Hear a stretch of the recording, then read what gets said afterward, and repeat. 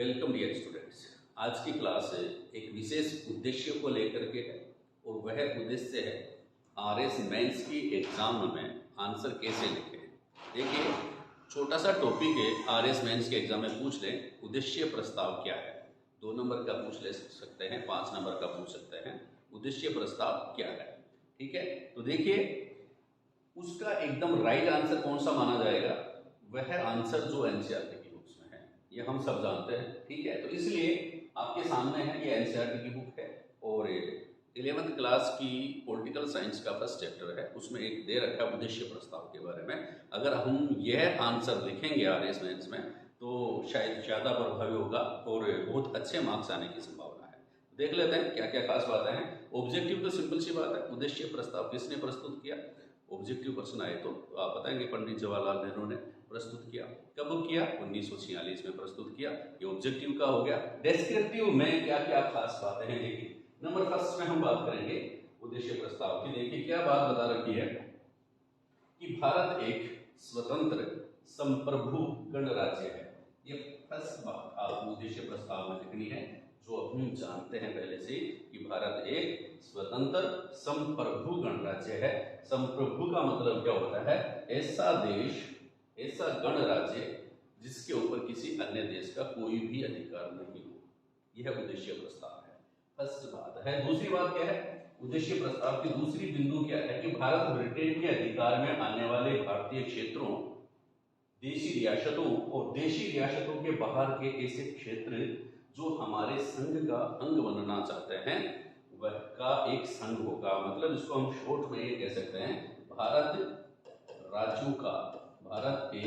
राज्यों का संघ होगा, राज्यों का संघ होगा। इसको थोड़ा सा समझ लेते हैं, संघ होगा कैसे समझ लेते हैं बच्चा भाई, इसको ऐसे समझ लेते हैं कि उस समय भारत जो है उसकी स्थिति क्या थी कि भारत पर कुछ स्टेट तो ऐसे थे जो ब्रिटिश शासन के अंतर्गत थे, जिसको अपन क्या कहते हैं? ब्रिटिश प्रांत कहते हैं। क्या कहते हैं?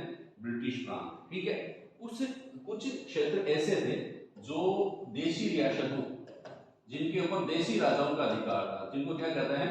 देशी रियासतें कहते हैं। क्या कहते हैं बच्चा? देशी रियासतें। ठीक है, तो ये क्या कहना चाह रहा है पंडित जवाहरलाल नेहरू जी? क्या कहना चाह रहे थे कि उस समय जो ब्रिटिश प्रांत है और देशी रियासत है उनको तो एक होना ही होना है भारत बनाने के लिए।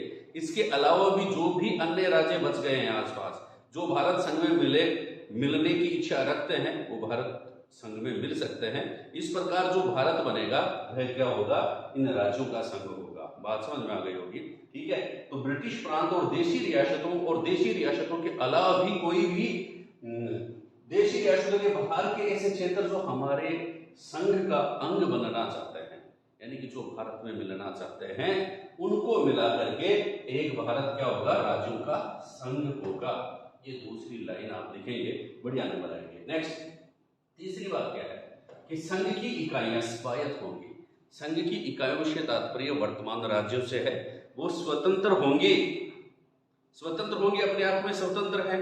वो अपना काम अपने हिसाब से कर रही है, ऐसे नहीं करेगी केंद्र सरकार जो बात कर रही है वही हम कर रहे हैं। तो ये बात पंडित जवाहरलाल नेहरू जी ने बता दी थी कि संघ की इकाइयां जो हैं वो स्वायत्त होंगी। स्वायत्त का मतलब स्वतंत्र होंगी और उन सभी शक्तियों का प्रयोग और कार्यों का संपादन करेंगी जो संघीय सरकार को नहीं दी गई हैं। मतलब कि पूरे भारत देश के शासन को चलाने के लिए शक्तियों का बंटवारा किया गया है। तो वो कुछ शक्तियां केंद्र सरकार के पास हैं और कुछ शक्तियां राज्य सरकार के पास हैं। जो शक्तियां राज्य सरकार के पास हैं वो शक्तियां केंद्र सरकार के पास नहीं हैं। तो जो राज्य सरकारों को जो राज्य सूची में वर्णित जो शक्तियां दी गई हैं उनका इस्तेमाल राज्य सरकार करेगी। ठीक है, संघीय सरकार को वो शक्तियां नहीं दी गई हैं जो राज्य अपने क्षेत्र में लगाना चाहे, जो राज्य सूची में वर्णित विषय है उनके ऊपर, है ना। तो संप्रभु और स्वतंत्र भारत तथा, चौथी बात, संप्रभु और स्वतंत्र भारत तथा इसके संविधान की समस्त शक्तियों और सत्ता का स्रोत क्या है? जनता है। समझ गए? संप्रभु पूरे देश और स्वतंत्र भारत तथा इसके संविधान की समस्त शक्तियों का स्रोत किसको माना है? उद्देश्य प्रस्ताव में ऑप्शन आ जाता है, संविधान की समस्त समस्त शक्तियों और सत्ता का स्रोत किसे माना है? कोई कहते भाई न्यायपालिका को, कोई कहते संविधान को, कोई कहते भाई कार्यपालिका को, और कोई कहते जनता को। तो जनता सही आंसर होगा इसका। किसको माना है?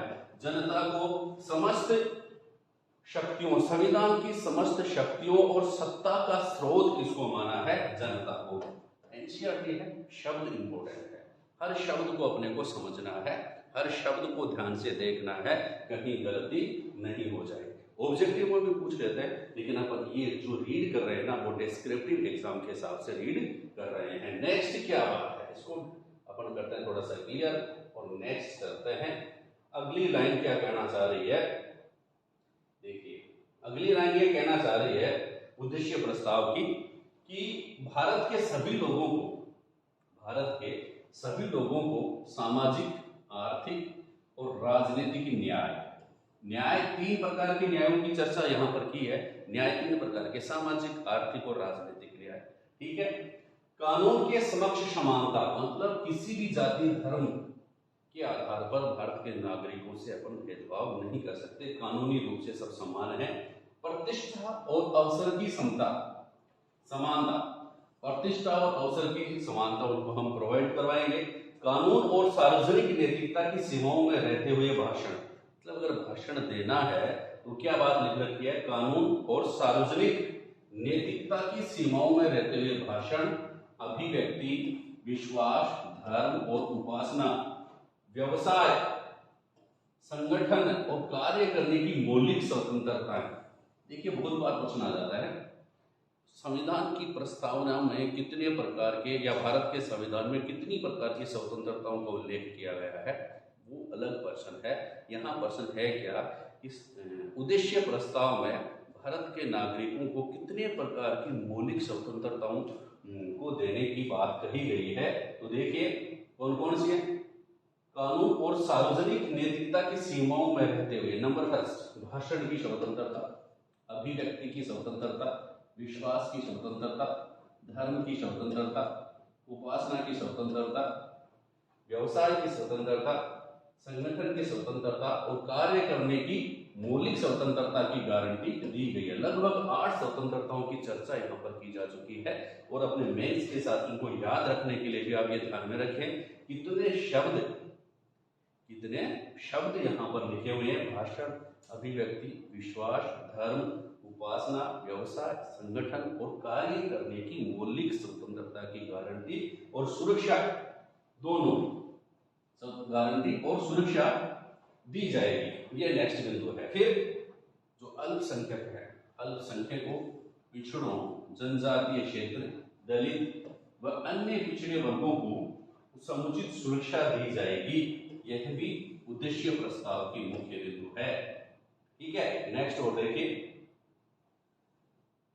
गणराज्य की क्षेत्रीय अखंडता, खास बात है, इसको भी देखिए आप, कि गणराज्य की क्षेत्रीय अखंडता तथा गणराज्य का मतलब यहाँ पर पूरे भारत देश है। तो क्षेत्रीय अखंडता, क्षेत्रीय का मतलब सीमाएं जो है, चाहे वो थल सीमा हो, चाहे जल सीमा हो, चाहे वायु सीमा हो, जो भी है, कि गणराज्य की क्षेत्रीय अखंडता, थल, जल और आकाश में इसके संप्रभु अधिकारों की रक्षा